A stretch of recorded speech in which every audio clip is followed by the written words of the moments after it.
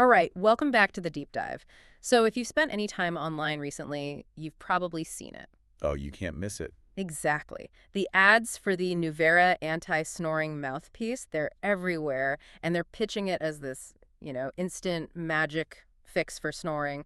We know you just need to cut through the hype. And that's exactly what we're going to do. We're going way beyond the marketing here. We're going to dig into the science, the safety claims, and what real people are actually saying. Okay, so let's start with the basics. How is this thing supposed to work? Well, it's a small, soft plastic guard. The idea is that it gently pushes your lower jaw forward just a little bit while you're asleep. And by doing that, it opens up your throat. Pretty much. It moves the base of your tongue forward, too, which is often what's blocking the airway and causing those, snoring sounds. Right. And their official pitch is, well, it's impressive. It's very powerful. They're saying it's made from medical-grade materials, BPA-free, all that good stuff.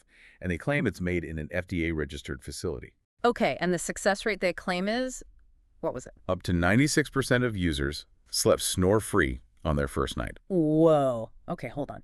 96% on night one.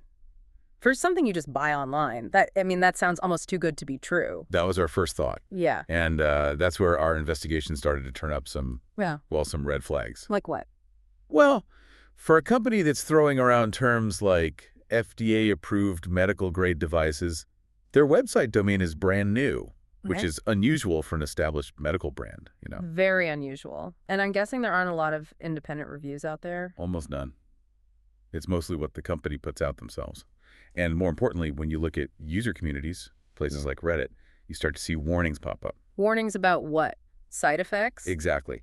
People talk about jaw pain, which might be temporary, but some are even worried about their bite shifting or other, long-term dental issues.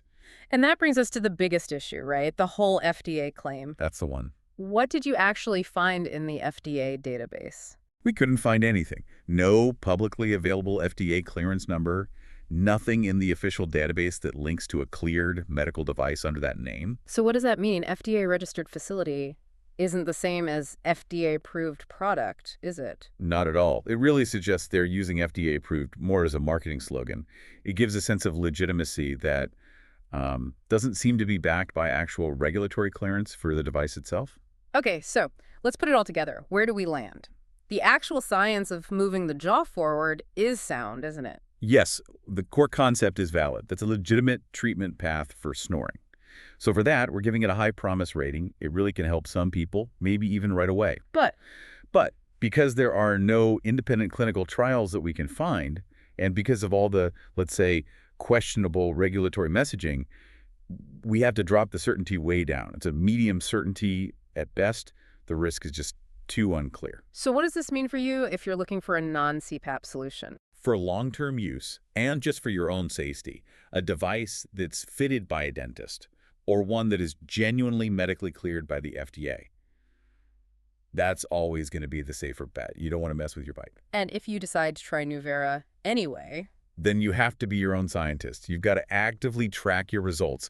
Don't just rely on how you feel in the morning. use an app or something. Yeah, use a sleep app, get direct feedback from your partner, maybe even use an O2 monitor.